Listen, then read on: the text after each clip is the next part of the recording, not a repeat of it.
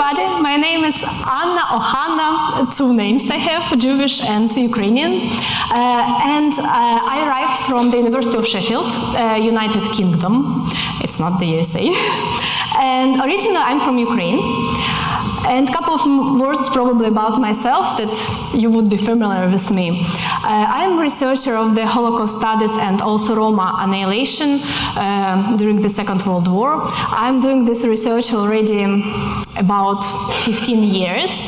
I started from my BA, MA in Ukraine, then I finished PhD in Ukraine in 2010, then I had a couple of research fellowships over the world in Sweden, in Russia, in Romania, in France, and finally I ended up in the UK for second PhD, already internationally recognized with the supervisor who established the topic of self-rescue of Jews and Roma. And today I'm here to present the exhibition which was created in 2010-11. Okay, thank you.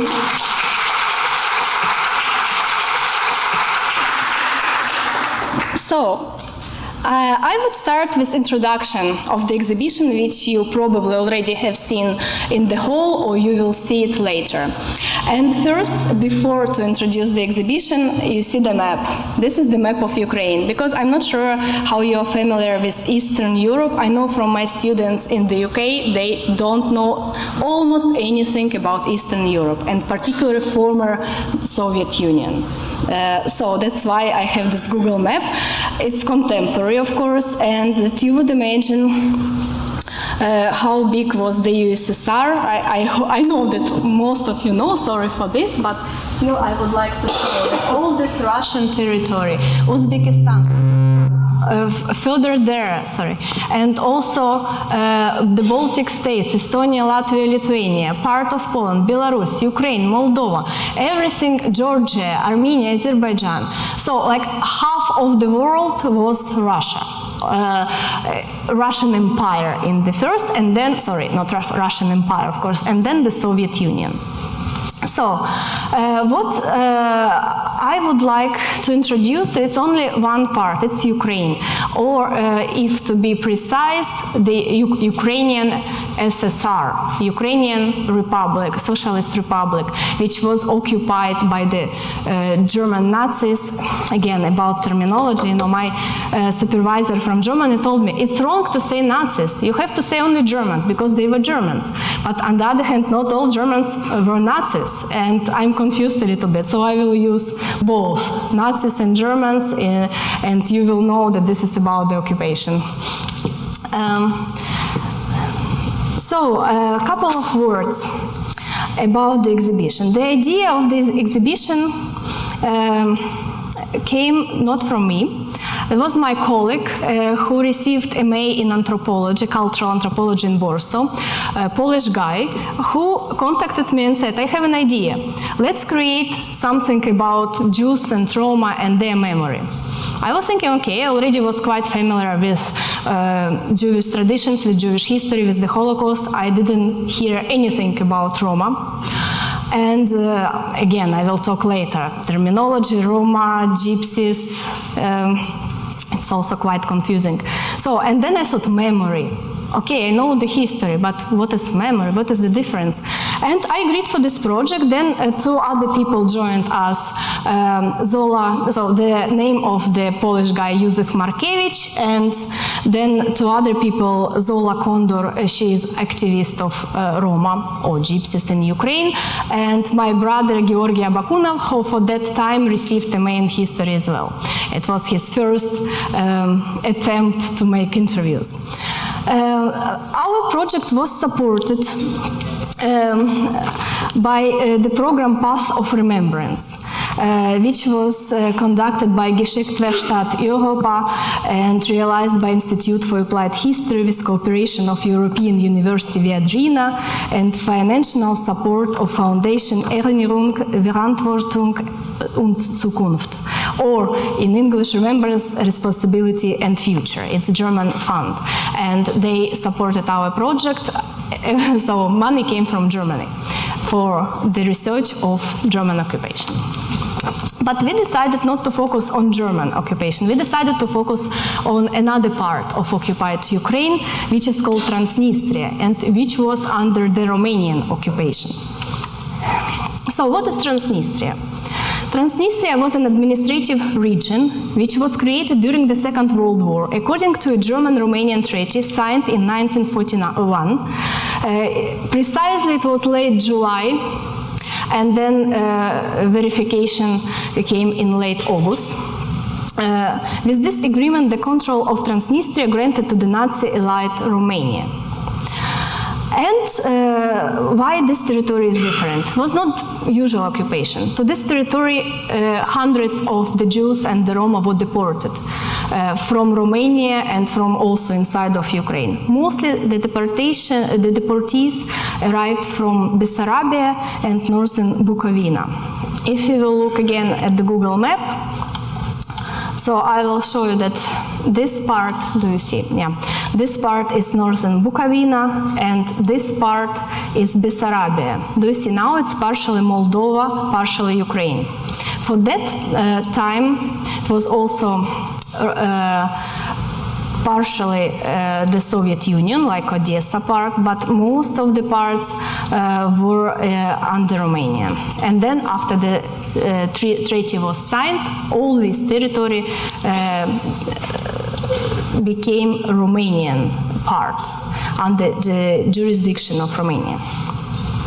Because Romania wanted to revive old kingdom and to combine all territories which Romania thought that it lost for years.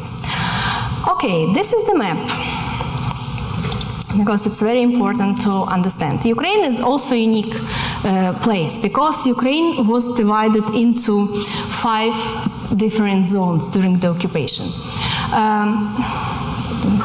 You see this greenish part. In 1939, this greenish part was captured by Hungary, another ally of Germans. And later we will talk about this in more detail. This part, orange part, it is called District Galicia, or in German District Galician. So ethnically, this is the land of Ukrainians and Poles, and further there are also another part of Galicia. But during the occupation, District Galicia was attached to Reichskommissariat Ostland, which covered huge territory. And rules were different on this part and on that part, because here were Hungarians, here were Germans. Then we see this rose part, huge part, which is called Reichskommissariat of Ukraine, under the Germans. Is civil administration with all rules applied. Turquoise part, it's the territory under the jurisdiction of Wehrmacht and military administrative zone. It was never captured. So eventually, Germans thought after capturing this part will be attached to the Reichskommissariat of Ukraine. But this is map of late 1942, like the end when Germans already couldn't move further. And this yellow part, it's what we research and what exhibition is about. This is Transnistria, which was under Romania. So you see, partially it's now territory of Ukraine, but also little tiny piece, it's contemporary territory of Moldova. So what about the sources? How we researched the topic? First of all, we decided to interview survivors, because how you can research memory other way around. And we just arrived to families and asked them old photos, old notes, old stories, something from family archives. And they gave us, of course, not original, scanned, but they explained everything about all family stories, what they remembered. Second, we also had to be professional historian, not only memory study people, but we know how to research documents. We entered to different regional Ukrainian archive in Vinnytsia, which was part of Transnistria, in Odessa, and others. Also, we researched in the Yad Vashem archives in Israel. And interviews with survivors came from different countries. We interviewed them in Ukraine. Some of them remained in Ukraine after the deportations and the Holocaust. In Moldova, some of them moved to Russia. We had to go to Russia, and even in Israel. All these people remember and the experience, of course, as other survivors, but particular experience about Transnistria. Now, I was thinking, do you know about Roma? And after me, Manny Mendel will talk, our survivor. And he just now told me, okay, maybe you have to explain Roma, it's ancient Rome, it's Italy. No. When we talk about Roma, we talk about what we know in everyday life as gypsies. But gypsies, it's not politically correct and polite term, and now all scholarship tries to change this into Roma and Sinti. Why Roma and Sinti? Or actually Sinti and Roma? Because these were and these are two major groups of so-called gypsies, Roma. And Nazis' laws against them exactly mentioned only Sinti and Roma. So it was based on their experience, because majority of the Western Europe, in many countries of Western Europe, Sinti settled. And in other countries of Eastern Europe, more Roma people. But it doesn't mean that only two groups of gypsies of Roma we can talk. There are very many groups: Caldera, Shlovari, Kotlari, Vlachi, Vlachos. It depends on the country. In every country they have different groups, different ethnic background, different dialects, sometimes different traditions. And also Roma always accept religion of other people. So in some part they're Christians, in some Orthodox Christians, in some part they're Protestants, in some part they're Muslims. So, and also in historiography we don't have particular terms. Sometimes you can see Roma with double R, written with double R, or Romani, or gypsies, but again, I would say it's a very pejorative term now. So in the Nazis' documents, and of course nobody used the word Roma. They used the word Zigeuner in German, or Bohemian in French, or gypsies in English, or Tsigani in Russian or Ukrainian. So, why, a little bit back, why Ukraine and why again this area is interesting? Because this area is multicultural area. And when we talk about Ukraine, we don't talk only about Ukrainians. We talk about Russians, Belarusians, Moldovans, Romanians, Germans, local Germans, which are called Volksdeutsche. We talk about Roma or Gypsies. We talk about Jews. We talk about Crimean Tatars. We talk about Armenians and Georgians. So Ukraine is Ukraine has a variety of nationalities. But in the Soviet time, all of them called Ukrainians because they had Ukrainian citizenship and Soviet citizenship, not even Ukrainians, but Soviet people they were called. So it's also one of the aspects why we decided to combine Jews and Roma and very different background of people, very different nationalities, because it's something very interesting and can present Ukraine as well. Who are the people? Very interesting. We came to different survivors, different families. We found some people who never told before, even famous project of Spielberg didn't touch them. So somehow, for example, this woman, we have a slide about her, Riva Molochkovetsky. It's very difficult to pronounce, that's why I didn't give any names here. So she told me that she never told anybody her story. After me, in 1 year, other journalists arrived, other researchers arrived, and I see already 2-3 published testimonies of her. But for us, it was absolutely, and for her, first experience. Very interesting that not only she told us, but I managed to arrive to her a couple of times. And she survived in Zhmerinka, which is Vinnytsia, it's also Transnistria. I brought her there, to that town. She walked and she showed us, oh, this is the Judenrat. oh, this is our house, and that was the synagogue. And it was absolutely amazing experience, which we never had before, and for her as well, because she revived in her memory all these tragical events. And for example, this woman, Celia Krasner, she's also a known regular person, regular Jew, but after the Holocaust, she started to work in the Jewish community and look for people who rescued Jews. And she collected documents. She applied to Yad Vashem that these people would receive the title, the righteous among the nations of the world.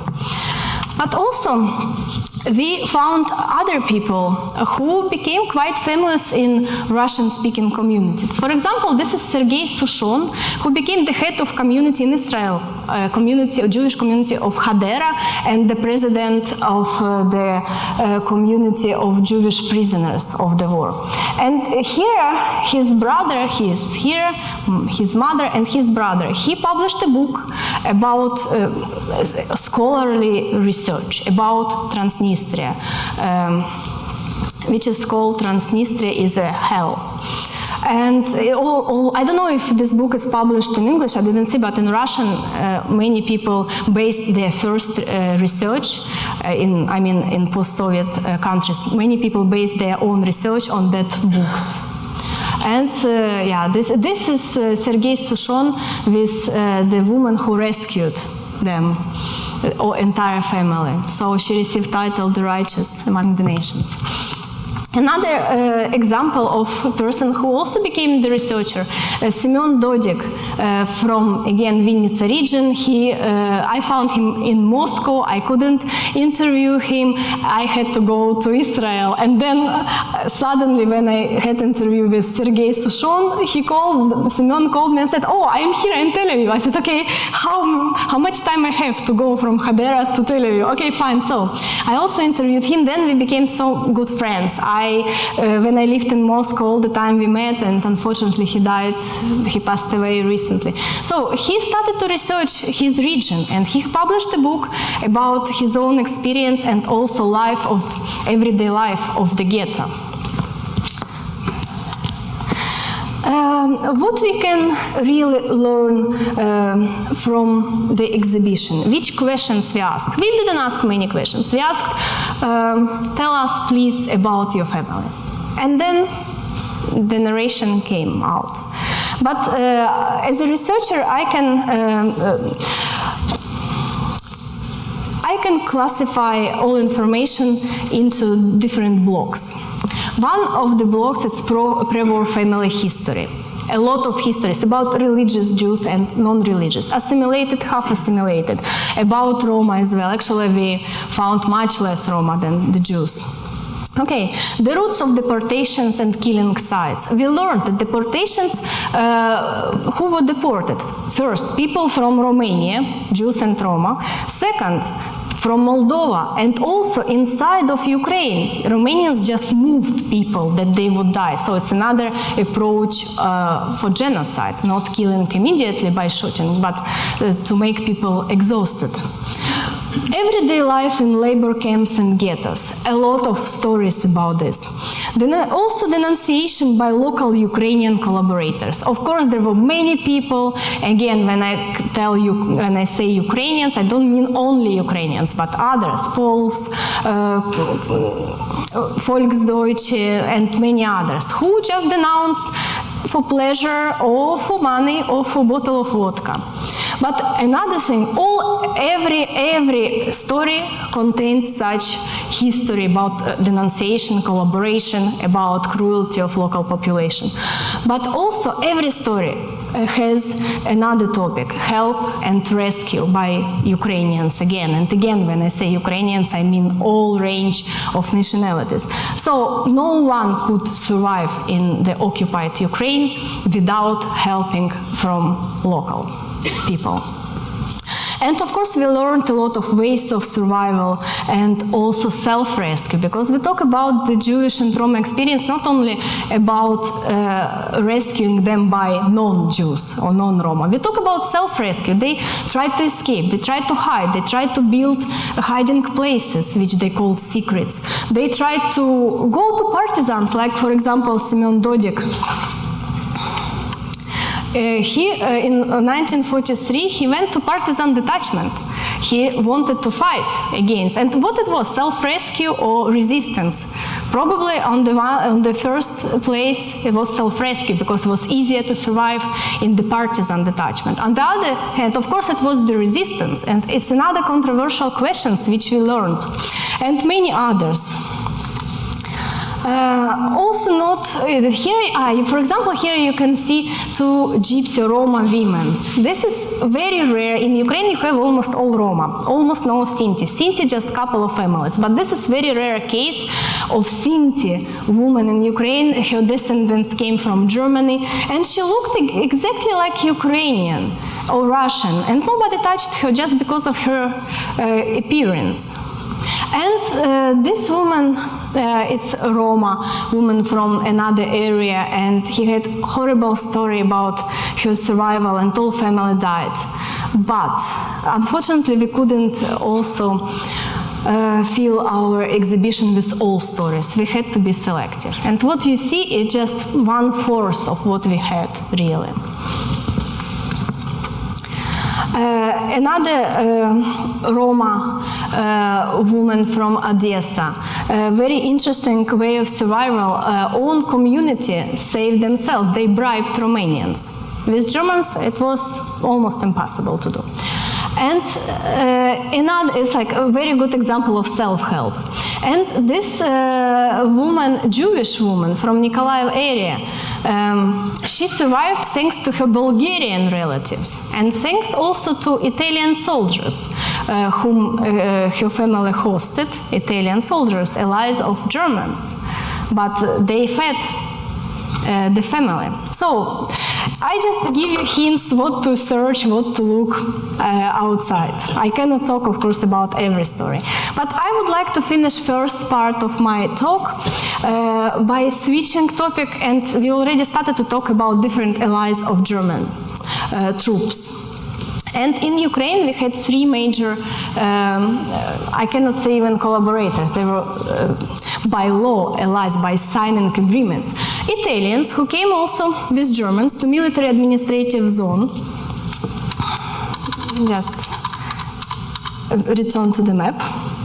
So this part of Luhansk and Donetsk, and we don't have much information about Italians, particularly in our exhibition and narrations, only some things about they were very nice and beautiful, and they wanted to make love with a lot of women, but also they helped with food everybody. It's one side. Another side, they raped. And they raped mostly Jewish women and Roma women because they were looking beautiful, more beautiful than Slavic women, according to our narration. It's not my research, it's according to the narration. So we also, of course, we talk about Romanians because Transnistria is under Romania. And I will talk later about this more. And the third lies of Germany, the Hungarians. This part was occupied by Hungarians, and absolutely different rules were applied for that territory. And almost all Jews survived there until very end of the war, when suddenly they were killed. Almost all of them. And also it's very interesting to compare the experience of Hungarians, allies of Germans, and Romanians.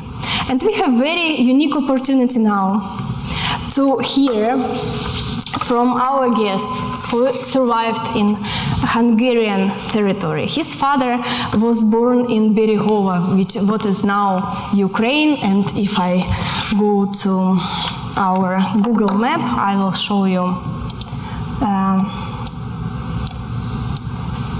It's the border. It's the border with Hungary. It is called Berehovo, very tiny town or shtetl for that time. Now mostly Roma and Ukrainians settled there.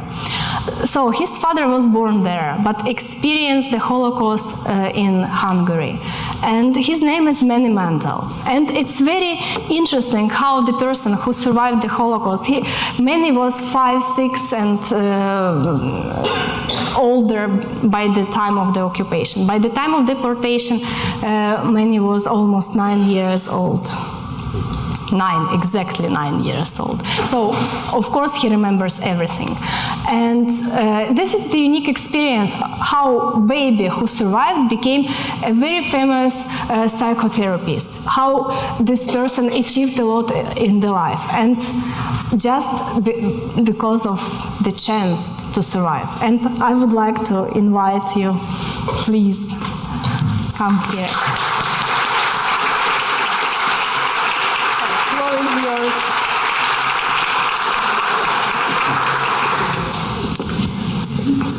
Can I get out of the line? It's better.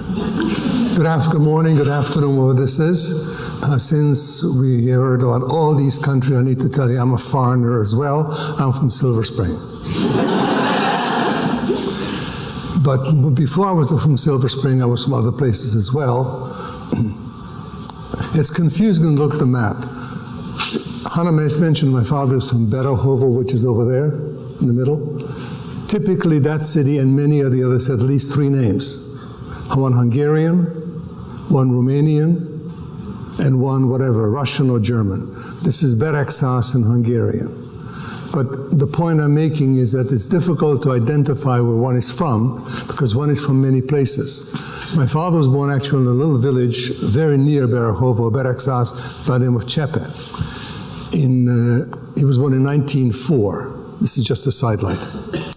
In 1922, when he was 18 years old, he was drafted into the Czech army. Today, it is the Ukraine. The village didn't move. The administrations moved all the time. Now, where do I come into the story? I was asked to talk about some of the Hungarian experience and to maybe fill in a couple of vignettes about my personal life in relation to what you heard. Hungary had a relationship with the Nazi government. I will call them Nazi government to identify that part of the government that we're talking about. Hitler's Germany was Nazi. The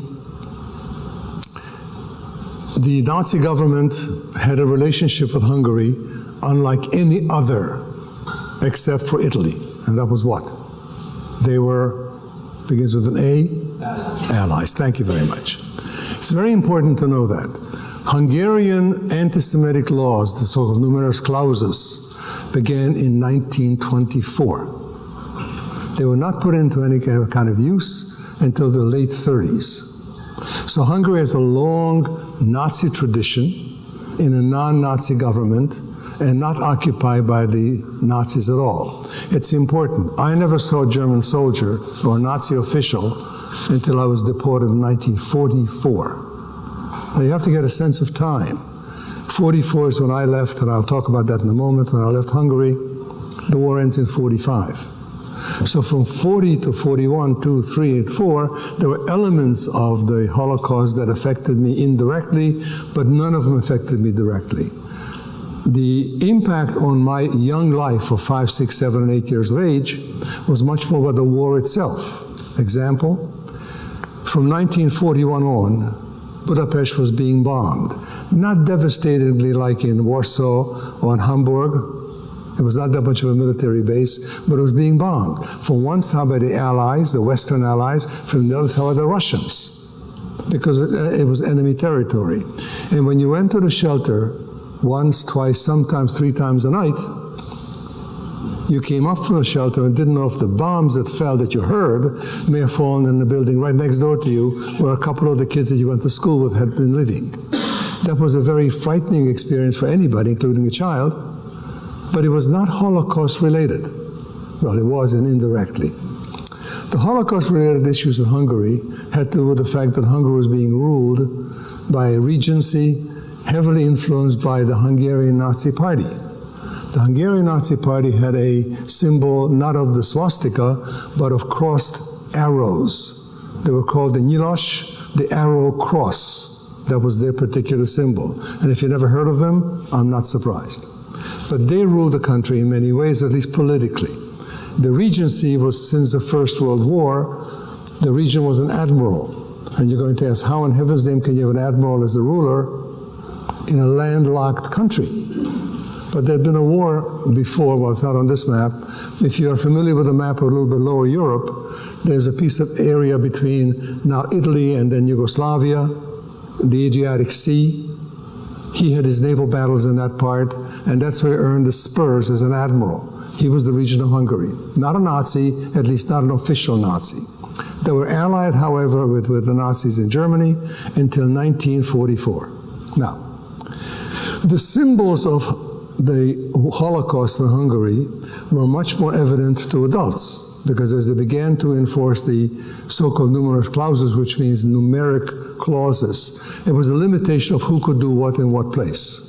I, as a child, maybe in first grade, was not affected by it, but anybody who was a doctor, or lawyer, or Indian chief was. Job restrictions, business restrictions, professional restrictions were getting to be much like I like to describe, like when you pull the top of some kind of a sack together, you know, with it kind of closes it down and locks it in, and that's what they were beginning to do. Now, in 1941, the second man in command in the Nazi government, anybody remember his name? Hermann Goebbels. Hermann Goebbels writes a letter on behalf of Hitler, which talks about the final solution to the Jewish problem. And we all know the final solution was, in fact, to be elimination and total destruction. Hitler said, I want Jews out of Germany. He achieved it. Hitler said, I want Jews out of Europe. He almost achieved it. Hitler said, I want you Jews out of Europe or out of the world. That he didn't quite get to, but he came very close. Until 1942, a year after this letter is written, nothing happens officially. In 42, anybody been to Berlin and been to something called the Wannsee Castle or the Wannsee Villa? It's just a building. It has no significance except a conference took place there. At the Wannsee Conference in 1942, they began to talk about the methods of the final solution and put it into effect. The man who is in fact put in charge of that process, you might know his name. His first name is also Adolf, but not Hitler, Adolf Eichmann. Adolf Eichmann, a mid-level German officer, is put in charge and does a very efficient job in doing all of the trains and moving all the people and cleaning out Europe, piece by piece, country by country, into the camps, into annihilation, into concentration, into death camps. Here again, the fortune that we have is that we are in Hungary, which is not occupied. We are not occupied until the last country to be cleaned by Eichmann. And that happens on the 19th of March, 1944. Now, if you think in terms of football terms and in terms of last night's game, I don't want to, but the point does remain that this is like the fourth quarter. This is very late. What happens? Eichmann arrives in Budapest on the 19th of March, 1944, as the alliance between German Nazis and Hungary is kind of abrogated. The Germans occupy Hungary, and he begins deportations at the rate of 12,000 a day. This is to the camps with which you're familiar. Exactly how he chooses them, I can't tell you because I don't know. But what I can tell you is how I was able to stay upright or alive. To illustrate the particular story of one human being, as soon as Eichmann arrives, two gentlemen who are from a kind of a self-formed rescue committee, one from Budapest, who trained in Germany, and the other from Kolozsvár. I don't know if Cluj is on the map. He had moved from Cluj, again, ethnically Hungarian, to Budapest, as many people did. Man's name is Rudolf Kastner. He's a Jewish lawyer, journalist, who approaches Eichmann with his friend Joel Brand. Now, please understand, ladies and gentlemen, you don't go and see Adolf Eichmann because you want to. To see him probably was about as easy as going to Rome and saying, I want to see the Pope. Or here, going to the White House to see the President. I'm talking about the office, not the man. The point I'm making is that this is very difficult, but they talk their way into it. And they come up with a proposal. Now, understand something. The Nazis, as ruthless as they also were concerned about some sense of self-protection. They were beginning to say in middle 44, what's going to happen to them when the war ends, because they're all convinced, with one exception, that they're going to lose the war. This is before D-Day, which is on the 6th of June. Hitler didn't believe he'd lose the war, but everybody else did. They began to make certain kinds of movements to their own protection of their own rear ends after the war comes to an end. The proposal was that these two men would talk with Eichmann for a deal. Now get a load of this deal. The deal was to have been that they will find that Eichmann will release 1 million Jews from the concentration camps. And in return for that, they would give him 10,000 trucks laden with material that he would prescribe for his war efforts. Now, if you think about it, this is an absurdity for several reasons. One, Eichmann wouldn't release 1 million people if he wanted to, but he didn't have 1 million anymore, not that late in the war. And these guys at 10,000 trucks, if they have a hubcap between them, that was a lot. One of the two, in fact, is sent with a Nazi spy as a supervisor to Cairo, because the Cairo was under the occupation of the British, who were in charge of all vehicular logistics in the whole war area. Maybe he can find 10,000 trucks in the backyard. He's arrested as a spy, spends the rest of the war in prison in Cairo, is released after the war and lives his life for several more years, unrelated to all of this. But the point of a deal was only an idea, a concept. This was not the only deal that was made. That's the only one I'm familiar with. There was a gentleman in Washington, in Silver Spring, whom I knew, who was originally from Germany, became here many years ago, obviously, and he too wasn't part of a deal, but a different deal. They were beginning to make deals, and the reason I can identify the deal for you is because if you know anything about the history of Eichmann, and there's a movie about him out right now, with Ben Kingsley starring as Eichmann, I've not yet seen it, you know where he wound up after the war. He wound up in Argentina.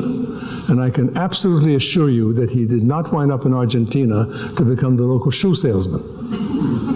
The deal was, it went from 10,000 and 1 million to 1,700 and some individuals in 35 boxcars for a certain amount of valuables. Remember, valuables then meant something other than money, because the only money that had any value were British pound sterling or American dollars, which nobody had. But jewels and gold and diamonds and all kinds of other valuable things, you know that it is termed in Europe as valuta, and valuta is always exchangeable for something. It does not lose its value totally, as dollars or as paper money does. This valuta was carried in 2 suitcases. And that was the deal. 1,700 and some people on the train for these particular. He didn't get them before we left. Now, by some magic, and I cannot describe it to you because I wouldn't have known what it is, I have some ideas. I and my mother and my father's youngest brother, not my father, were included in this particular group of 1,700 people to be taken to a neutral port, to be dispatched from Europe, because once you're out of Europe, it achieves Hitler's purposes. I think the destination may have been Palestine, but I'm not too sure of that. We got on the train. We spent 9 days on the train. How many of you been to the Holocaust Museum in downtown Washington? That you saw a car. Now, it wasn't that car, obviously, but it was a car just like it, a typical freight car of the era. This had been a freight car for cattle. And we know that because when we first boarded it, we had to clear that which the cattle left behind. It was in straw, and you can imagine what that was. The train ride, about 60 people in the car and 2 buckets. One was for water and one was for the other end. And I don't recall anybody ever using it. But this was July of 1944. The weather was good. The doors were unlocked at night, and we could sleep outside on the grass, under guard, of course. Food was brought us in from two forms. We were first of all told that we will be on the train for several days, so we should bring certain food. And we also had field kitchens that the Nazis provided. And nobody starves in 9 days. You know well that you kind of have a difficult time after a few minutes of no air, and a difficult time after a few days of no water, but you can go without food for a long time. But nobody starved in the 9 days. It was not what I would call a pleasant ride, and what we did is we arrived at a place that nobody ever heard before. How many of you know the location of Bergen-Belsen? I don't see too many hands. I see some hands. Bergen-Belsen was a concentration camp, not an extermination camp. Lots and lots of people died in Bergen-Belsen, but not in the crematoria. When you see various kinds of narratives about camps and you see bulldozers pushing bodies into mass graves, that's Bergen-Belsen. We were taken to Bergen-Belsen, and nobody knew where this was, of course, and we're taken there as a stop. We were told we're going to spend 3 days here as an R&R, rest and recuperation stop, before we board boats. You believe that? I've got several more $3 bills I can share with you. But the point is, we were the hostages. Now, they could. They chose not to kill us, because if they kill us, the loot doesn't get to them. But they thought they could hold us and increase the loot. I don't know the particular dimensions of the amount of loot there was. Some people talk about $2,000 per person, 1,700 people. It's a great deal of money in those days. After something like 6 weeks, 350 people were in fact released by German troop train and taken to Switzerland as part of the deal, never to a ship. Guess what? I was not part of that 350. However, about 5 months after that, total of about 5.5 months totally, I and my mother and my uncle and the rest of the people, about 1,300 of us, were taken to Switzerland. Taken to Switzerland because that was the only way that they could receive the loot. Loot being much more important than 1,700 people. My war, my Holocaust, my experience ends in Switzerland in December 1944. The war ends, the Holocaust ends, and the only thing that ends the Holocaust is the war end. Ends on May 1945, May 8th, 1945. And I mention May 8th to you because it's a very important date in history for 3 reasons. It's an important date in history because it is the day that the war ended. It is a day in history because it is the birthday of the President of the United States at that time. Who was that? Harry Truman. Roosevelt dies in April. Harry Truman becomes president. His birthday is May the 8th, 18-something. The year, I don't know. The third reason that May the 8th is an important day, war, Harry, it's also my birthday. So I remember it very clearly that the 3 important reasons for May the 8th remembrance is for those 3 reasons. I thank you very much.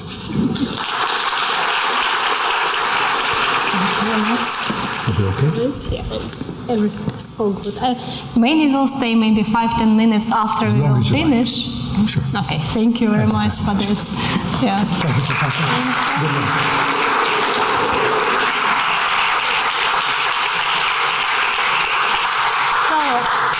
We just have another 15 minutes, 20 actual minutes to continue, and I would like to link to the topic of Manning, because he talked about Hungarians and his experience in Hungary. And which is quite different what I heard from other survivors, for example, who survived under Romanian occupation. And another thing, Manning was 9 years old. According to psychological research, active memory starts from 7 years old. And it means, of course, he remembers everything perfectly. And when we created our exhibition, we also tried to find people who were at least 7 years old by the occupation has started. Sometimes we face such situation when the major narrator was 9-10 years old and her sister was born only in 1941. Obviously she couldn't remember anything as newborn baby, but we also included her in the exhibition because she is like part of the family, which is also very important to link between generations. And from my personal experience, I'm thinking that all stories which we hear, okay, we hear this like story, but thanks God, we didn't went through this. And when you hear the story, it's like the story. If you don't pass through this, you cannot understand real how it is. And what Penny says is just, it's very easy, but reality was other. Reality was terrible. And how to comprehend this reality when you are selected for other group of children and you don't understand why, when you have to wear something and everybody will go away from you. And all this very personal experience, very tiny stories should be passed to us who didn't survive and who didn't go through this. And that's why I think it's much more important than researches or other things. So when we still have survivors, we have to listen to them. And it's like just my personal statement, but I'm very grateful personally for your story. And of course I would like to continue because anyway we need some factual information. I tried not to bother you with a lot of details, but some things still we have to recall. First of all, that we know that war started in 1939. September 1st. But for the Soviet Union, the war started in June 22, 1941, 2 years later, when German army Wehrmacht occupied first places in western Ukraine. And immediately first killings of the Jews have started. The same day of the occupation, 6 Jews were killed as communists. So it's quite different for the first weeks to differentiate if Jews were killed like the Jews or like mixture of communist ideology, you know, that communists were the major enemies for the Nazi ideology. So, but already in August 27th and 28th, first massacre has started in Kamenets-Podilsky. And this massacre was in Ukraine, but Hungarian Jews were deported to Kamenets-Podilsky. And this is another story, because many of the Jews survived until 1944 in Hungary, and then deportation has started, as many told us. But some thousand of Jews were deported already in 1941 by Hungarians. They just sent these Jews to Ukraine, where all Hungarian Jews together with Ukrainians were killed. And this killing, it's 23, almost 27,000 of the people. I recently was in Ludwigsburg Archive, and first time I knew about this event. I read about this, but I mean, first time I had reports, fresh German reports about this, real German reports. And I read how they described all these massacres and the life of Hungarian Jews a couple of days before they were shot. And it's absolutely different, again, from documents. We can get something inside as well. And somehow these documents are not published because they're in German. They're used for researchers, but they're not published. But there are such files, such pile of paper about just this massacre. And pretty much the same time, August 31st, Roma people, nomadic Roma, were killed. In Ukraine, we had roughly saying 3 groups of Roma people: nomadic, no, I mean not now, but for that time, nomadic who nomadized, who traveled across different lands, semi-nomadic who traveled only from April to October when it was sunny, nice, hot, and for the winter time they settled in Ukrainian villages. And settled Roma, majority of the Roma was settled actually. They just lived, they worked on the land, but in the beginning the Nazis tried to annihilate nomadic Roma and semi-nomadic. Then it came to others. And also the same, Kamenets-Podilsky, first Roma, 70 people, family, all family. And just wanted to show you. So Kamenets-Podilsky, it's this town in Reichskommissariat of Ukraine. It's not Transnistria, but very close to Transnistria. And why it's important? Because many people managed to arrive from German, to escape from German territories to Romanian territories. Because Romanians had different politics. Majority of the Jews were not killed by shooting, like Germans did. They were deported and transferred from place to place. On the exhibition you could see schematic maps, how people moved. Sometimes absolutely useless movements from one city to another, and again back, and you have to understand it's 20, 30 kilometers on foot without any permission to eat, to drink, and if person was sick, they just left. And if person was weak, Romanians just left this person on the road. And relatives couldn't do anything. Also, there was another type of killing when deportees passed the bridge. Usually guards kicked them to the water and people drowned there. And also nobody stopped any sicknesses. So people in ghettos, when they arrived from one ghetto to another, they already were exhausted, but still they didn't receive any food and they died from starvation. So it's quite another level and different approach to the genocide.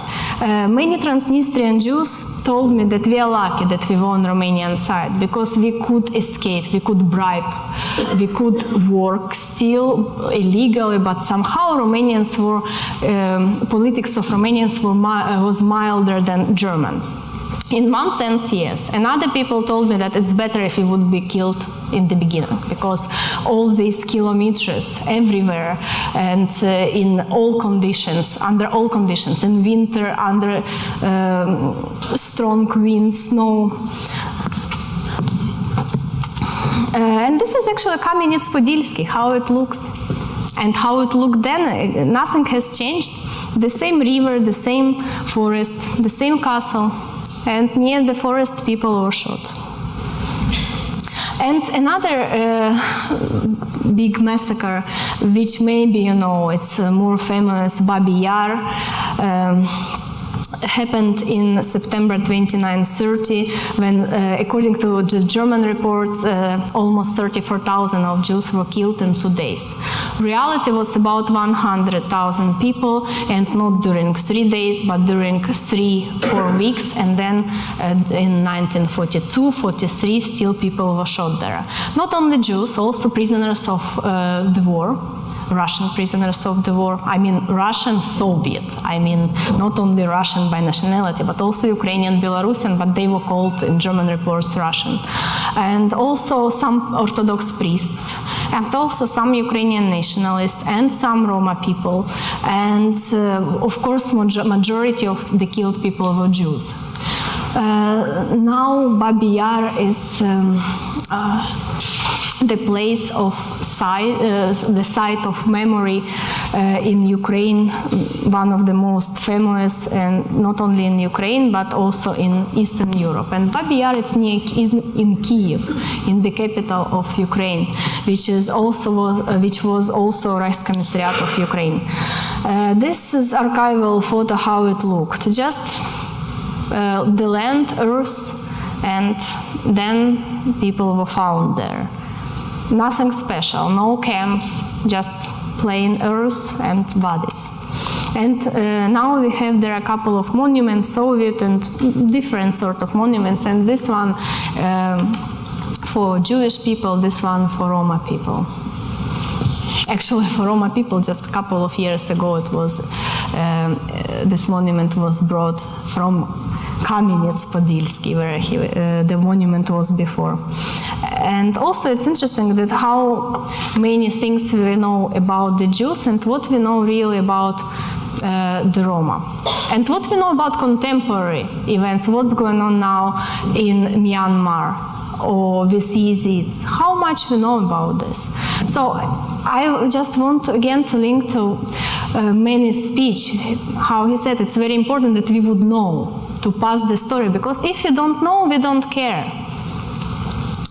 And about Roma, only recently, last 30 years, researchers started to work on this topic. Actually, if you want to know more, there is a bibliography which I co-authored, and some methodological questions about Roma genocide. So all works which were published since 1945 until today are in this book, and this is online and free, and you can just download this. And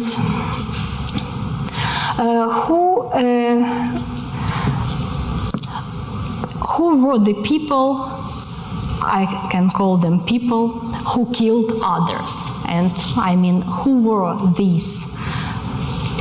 Germans, Romanians, how they carried about killing. So they were called Einsatzgruppen, which were deployment groups or task force groups created by the Nazis for the extermination of the communist prisoners of war, Jews and Roma in the occupied territories.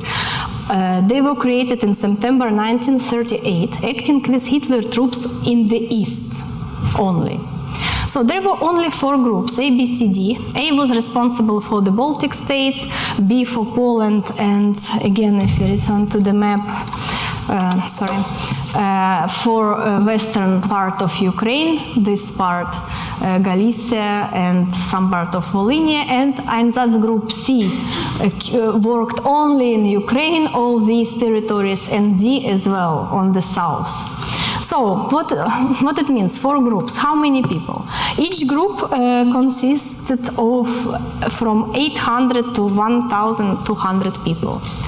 Okay, let's say 1,200. Multiply 4, it's not even 5,000 people. How they could kill so many? And of course, here we have to raise the question of local collaboration. Because locals, not only in Ukraine, in all countries, there were people who collaborated and tried to denounce Jews and the Roma just for a small payment or something else. And then we have to think about those who rescued. And Ukraine is the first country, according to the statistics of Yad Vashem, it's the first country who rescued Jews in terms of number of rescuers. Also, the statistics, I cannot deliver all information, because it's about how information was collected, when it started. So Ukraine, I'm sure that Ukraine has much more rescuers. But even if we take these statistics, first country, so it means every 10th person tried to help. In reality, more, according to my research. So we have to think also about this, a collaboration versus rescue. And which factors actually influence both decisions, to collaborate with the occupiers and to help victims? Regional factor, which territory? For example, Romanians didn't pay anything for denunciation, and there were less denunciation than in German part, because Germans could pay with tobacco or vodka or some money.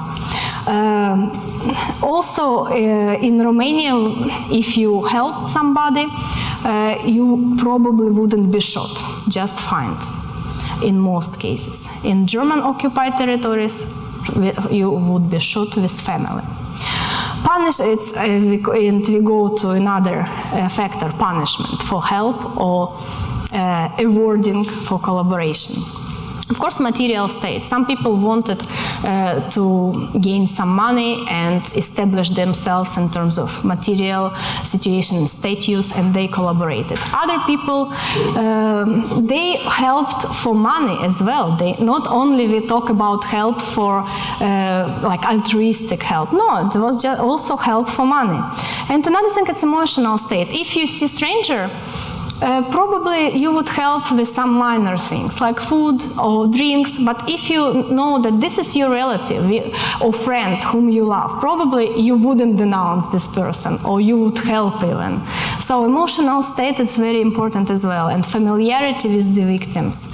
And also one day you think that everything is bad, everything, Germans arrived, they took my cow, and why I have to help somebody? And another day you hear about the battle of the Soviets and you understand that they are close, and you think, okay, probably it's good not to collaborate with the Nazis. So everything is relative. And if you talk about ways of help, we have to talk about absolutely different ways, depends on the territory and many other factors. But I would just list a couple of them: to warn about danger, to provide food and clothes, to advise what to do for saving life, to protect Jews and Roma by not turning them over to Nazis and lying to Nazis about the origin of Jews and Roma, to protect physically from torture or killing, to provide with food, to provide with sheltering, repair clothes, and so many other ways, which when we talk just rescue, for us it's saving life, but any momentary help could be also rescue, to give a piece of bread for that time, because in Ukraine people starved, they ate grass, they ate leaves on the trees. For first year of occupation. And also we have to think for paid and unpaid help. Sometimes people help for promises to gain something after the war, but sometimes they really gave everything just to help and to rescue others. And talking about the numbers, according to the population census of 1939, in Ukraine, there were only 10,500 Roma. Reality was about 25, because we also have to think that not all Roma were registered, they didn't have documents, and plus deportations. But about 40–50% of Roma managed to survive. They, especially semi-nomadic, they know better territory, they try to hide. What about the Jews? The Jewish population of Ukraine was, according to the census population, 1.5 million. And this is second, the largest population after Poland in Ukraine. I don't talk about the Soviet Union, only about the Soviet Ukraine. Reality was more. It's different calculations, but we can go up to 1,700,000 because of the first 2 years, 39–41, when refugees came from Poland. And we don't know if all of them were registered. Some of them were sent back, some stayed on the territory of Ukraine, Western Ukraine, and then some of them went further to Siberia and Birobidzhan. But only 30% of entire Jewish population managed to survive, and majority of survival were from Transnistria, from Romanian occupation. And this is the end of my presentation, and again, thanks a lot.